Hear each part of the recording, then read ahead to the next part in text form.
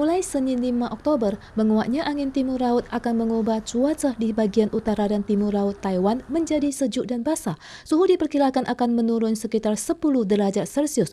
Hujan akan terus turun di kawasan utara dan timur laut, berlanjut hingga liburan Hari Nasional Taiwan.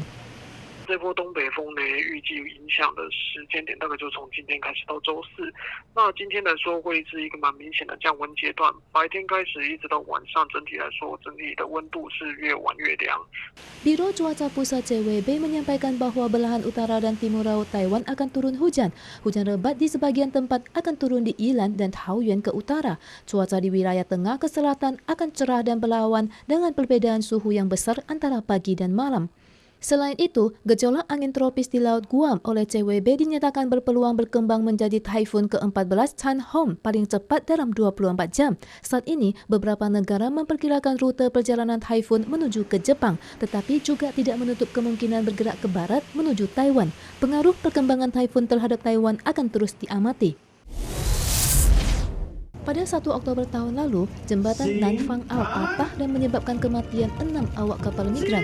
Upacara peletakan batu pertama jembatan baru diadakan pada tanggal 5 dan dihadiri Presiden Tsai Ing-wen. Buruknya manajemen pemeliharaan instansi bersangkutan ditambah daftar tersangka baru yang diumumkan bulan Mei lalu, dan kini tersebar informasi jembatan akan dibangun tanpa penentuan instansi pemeliharaan memicu kritik di berbagai kalangan. Penentuan tanggung jawab patahnya jembatan lintas laut Nanfang Ao tidak jelas. Menteri Perhubungan Lin menegaskan bahwa perusahaan pelabuhan akan bertanggung jawab atas pemeliharaan jembatan baru di masa depan. Selain itu, Presiden Tsai menyatakan akan memperjelas wewenang pemeliharaan jembatan dan membantu memperbaiki semua jembatan yang rusak di Taiwan.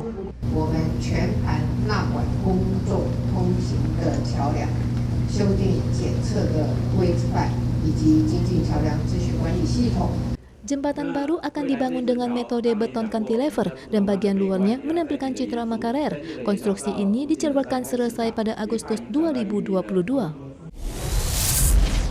Seorang penyeludup Tiongkok memasuki Kinmen pada Jumat lalu. Pria ini mengendarkan ban renang, pelampung styrofoam, dan dayung berenang dari Pulau Tateng, Xiamen ke Kinmen. Namun, dia langsung ditemukan dan ditangkap Dinas Patroli Laut begitu mendarat.